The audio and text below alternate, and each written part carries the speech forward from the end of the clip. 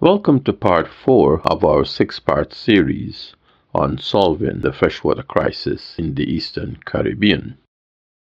For those of you who may be joining us for the first time, well, you're entering into the middle of the movie. So just let me whisper to you while the main show is continuing just how we arrived at this scene. We started out by telling you in sessions 1 and 2 that the Caribbean water crisis was economic long before it became political. It was just like fighting British colonialism. This was a serious departure from the prevalent thinking that our water crisis has a natural origin. It is all the effects of the last drought, or that it has a supernatural origin. It was just unfortunate for some of us in the Eastern Caribbean to be born in islands that are mostly dry, while others experience a wetter climate. In another discourse, we have shown the scientific basis for our predicament. It is more a matter of topography that Dominica has a rainfall level that exceeds that of Antigua and St. Kitts Nevis by upwards of 600%. So, in a technical sense, some of the water that is desperately needed in Antigua and St. Kitts is falling in Dominica instead. Thinking along that lines, the uneven distribution of rainfall between the islands becomes a scientific fact that we have to live with. But that does not mean that we cannot resolve it. Now, to resolve this problem from an economic viewpoint, we have to learn two new tools. The first is a new water resource management tool, which we have called water portfolio management. And the second is a water resource governance tool, which is called water supply profile. So back to the main story. As the story was unfolding, we were focusing on connecting the water deficit islands in the Eastern Caribbean to this natural and inexhaustible surplus verified in the island of Dominica. So let us pick up the action with a new water resource management tool, water portfolio management. You know the old adage, you cannot keep on doing what you are doing and expect the results to change. So, as we kept on growing up, we became painfully aware of the region's Caribbean water crisis in the 1990s. Then, the warning signs in the media about the crisis getting worse continued into 2012. And now, in 2025, we are still being warned about the freshwater crisis. By now, we know that it is time to re-examine our water resource management system. So here is the question that we are prone to ask ourselves. Can we develop a water resource management concept that exclusively, with no annexes, goes after bringing more water into the national system, regardless of where it is coming from or how it is to be distributed? Would it be fair for us to start from the proposition of reinterpreting nature? What nature seems to have given us is an hydrological system in which some of the water needed in Antigua and St. Kitts is falling in Dominica and simply running back into the sea. Isn't it possible for us to imagine a water resource management concept that will seek to correct that natural process in our favor by bringing more water to the people that need it the most? You know that if all of these water deficit islands were just simply cities in a contiguous landmass, I wouldn't be speaking to you right now. Some enterprising West Indian entrepreneur would be on the scene with his 1,000-gallon water truck, transporting some of that surplus water in the Dominica region to the water deficit cities in the same land space. Well, in 2017, we created a water management system which we called Water Portfolio Management, with a built-in capacity to promote an additional water supply stream from water imports, based solely on economic reasons and not on a political rationale. In the previous series, we had demonstrated that the conventional Caribbean water management system, water demand management, recognized the four main sources of water inflows: surface flows and reservoirs, groundwater recovery, recycled water called wastewater management, and desalinated water. The productivity of the first two was governed by the natural system of rainfall replenishment. The third one, recycled water, once we have mastered the technology, this one is only limited by the actual growth in the total water supply in the system. The standard rule here is, as more water enters into the system, more water can be recycled from within the system. Desalination, the third option, was sometimes portrayed as the solution to a thirsty world, but it too has its own limitations. The biggest limitation being the high cost of fuel to drive the process and the high replacement costs of the critical element in the process, the membranes that remove the suspended particles in seawater. But we have also mentioned that there is another more serious back-end limitation that has a nationwide impact, because we are dealing with a Caribbean water utility and the principle of affordability preceding availability is on an active duty. Through real-world experiences, we have discovered that the desalination solution leads to the emergence of a fiscal black hole in our water universe, the water subsidy that can become overbearing. In the Caribbean, all water utilities are forced to sell their desalinated water to the consuming public at a tariff that is way below the purchase price from the plant. Water portfolio management model does not follow that line of logic. This model recognizes 5 resource flows for bringing fresh water into the national system. These are surface flows and reservoirs, groundwater recovery, desalination water, recycled water, and water imports. The last one, water imports, can only emerge from a trade position with a source that is inexhaustible and which may be turned on or off as the conditions require. The secret in understanding this new picture is not to think of the water surplus source as a static fixed amount. It is not a reservoir with a maximum capacity volume, nor is it a desal plant with a fixed production capacity. The narrative behind this part of the story goes like this.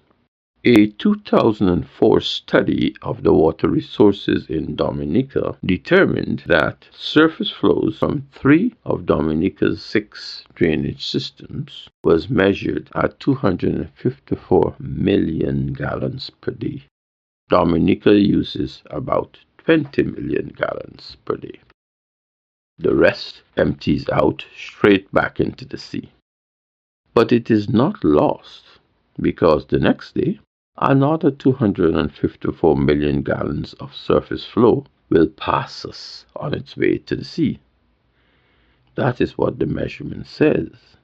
So you can expect 254 gallons of fresh water to flow past this measurement point each day ad nauseum. You get the picture. Now, the economic principle at the foundation of water portfolio management is this. Regardless of its origin, once a source of fresh water can be accessed at a cost that is equal to or below the average cost of producing water from within the system, that stream can be considered a credible water asset for the national system. What this model is really doing is converting utility manager into an asset manager. And how exactly do you do that? Well, here are the principles of asset portfolio management to enhance your bottom line. Let me explain it in mathematical terms. It means that if the average cost of producing water within the system is $10 per thousand gallons, and you are now presented with the opportunity to expand your volume by adding a new source to the inflow streams at $8 per thousand gallons.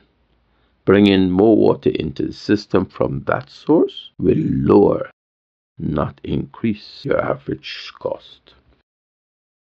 For those of you who are not familiar, this is the standard economic maximization principle. It goes like this. If the marginal revenue, MR, is greater than the marginal cost, MC, then you increase production. If the marginal revenue is less than the marginal cost, then you decrease production. And if the marginal revenue is equal to the marginal cost, then you can do no better. That is the economic principle that we are using to guide the utility manager. So our water resource manager now has clear lines for economic decision making in operating his water system. Incidentally, our water engineers make this very calculation every day. They argue from a technical point of view that when the pressure is accumulating in one resource stream, they advise that we switch to another. In an interesting twist, you will see later on how the application of this water portfolio management model has the ability to turn passive consumers along both the supply and demand chain into active participants, incrementing the water supply in self-remunerating ways. But here is where our story takes a strange and unexpected turn. The potential of water portfolio management is to open up the opportunity to import water from another jurisdiction. So, logically, we began to look for countries whose water supply included water imports. We found over 36 such countries, where 50% or more of their water supply was imported from outside of their own political boundaries.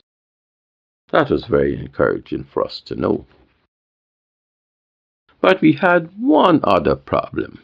Not too many of them were islands like us. And so it turns out that in 2016, we started to study an island state that had some attributes that resembled our condition. That is the state of Singapore. Singapore is a very small city-state, about 718 square kilometers, but with a large population of 5.7 million persons. That meant that they had a very high domestic water demand level to satisfy. Singapore had a total water need estimated at 430 million gallons per day, but it was importing upwards of 250 million gallons per day from the state of Malaysia. Singapore also resembled us in the Eastern Caribbean in a few other ways. Singapore has no natural resource water base. Like us in the Caribbean, Singapore has a low rainfall level. There are no major rivers in Singapore, and Singapore has had to build a lot of desalination plants to overcome its water deficit. Let me show you Singapore on the map. Even after Singapore had separated from the country of Malaysia in August 9, 1965, it continued to maintain its water connections from Malaysia's Johor Basin supplier. In the 8 years since we started concentrating on Singapore's water strategy, the country has become an international pioneer in the management of water scarcity. How did they do this? We hadn't realized it, but the reports we were looking at of Singapore's water supply did not portray very much information. We became accustomed to reading Singapore's water supply like this: a bunch of water sources with their corresponding percentage contribution to the total water supply. But before I tell you just how we discovered that there was more in the picture coming out of Singapore, I need to give you a gut feeling for the high level of innovation and skills development that this country has exhibited on its way to water security. Part of Singapore's water development plan was to provide a specialist career track that aims to anchor and deepen professional expertise in water. So, if you are living in Singapore and you want to either deepen your expertise in water matters or provide ideas on how the country can meet the water aspirations of its people, or even lead a technical partnership, step right up and join in the water talent growth model in Singapore. Now, if you're asking me where we can find such a talent base right here in the Eastern Caribbean, I will tell you just where to look. In June 25th to 27th, this year 2025, that is less than a month before this recording was made, the 8th Caribbean Water Operators Conference was held in St. Vincent and the Grenadines. Here is the picture of this talented group of young people with an obvious enthusiasm to make a career in water matters in the Caribbean. Here is where we can find the talent and interest among some very enterprising young people in the Caribbean water. All we need to do is to provide them with a clear vision of how we can solve our water security challenge with our own resources. I also want to give you another look at what the civil engineers in Singapore have been able to achieve. What you are looking at right now is the Capel Marina East Desalination Plant, commissioned in 2020. It is the largest desalination plant in Singapore with a capacity to produce 36 million gallons per day. Don't blink your eyes, you're not having double vision. The plant is located on the ground because Singapore is an island with limited land space. Now, the breakthrough in understanding the Singapore picture came in 2023. This is when Singapore changed the way it categorized its water supply, and in so doing, they gave us a glimpse into a new element in the picture: the intelligence that accompanies their water supply. So Singapore now tells us where the water is coming from. And as the graph shows, there are three categories of the water supply source. One is new water, which is their system of recycling water. The other one is desalination, which is converting seawater into potable drinking fresh water. And this last one is from the reservoirs and imported water. They then declared the percentages under each category. But under the category reservoir and imported water, they entered the words rest of the demand. Now, in 2023, Singapore was revealing the secret of how they intended to achieve water security by the year 2060. They were revealing what we call their water supply profile. And as you can see, 50% of their supply is expected to come from new water. That is the technology they have developed in recycling used water, and 30% from desalination. The strategy being revealed here is this: Singapore is using imported water to satisfy what would be seen as its current water deficit while concentrating its investment on its solution mix of new water and desalination. Do you catch the strategy? New water will become the dominant source, recycling from increasing the volume of water within the system. Remember, the more water you have in the system, the more you can recycle. And how does Singapore intend to increase that volume? Through their reservoirs and imported water. Two sources that are inexhaustible. They're telling us that the catchment area will grow from 67% to 90% by 2060. They're telling us that they intend to capture more of the drops of water that arise in Singapore, as well as to continue to import water from Malaysia to satisfy their immediate rest of demand needs.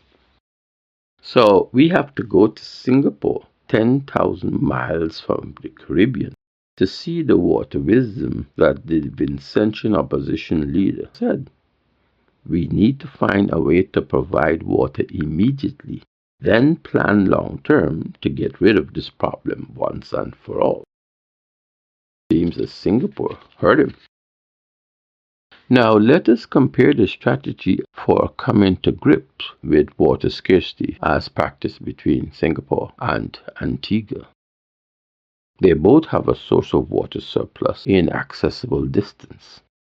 But in Singapore, not only is the supply profile expanding beyond its political boundaries, but imported water is being used to ensure that all needs are fulfilled while the system is transitioning to a more lasting supply profile. In Antigua, the only discernible strategy in its supply profile is to use the more costly desalination technology, which uses up a lot of energy and costs about 60% more than buying imported water from 90 miles away. Now, can you see the difference in these two?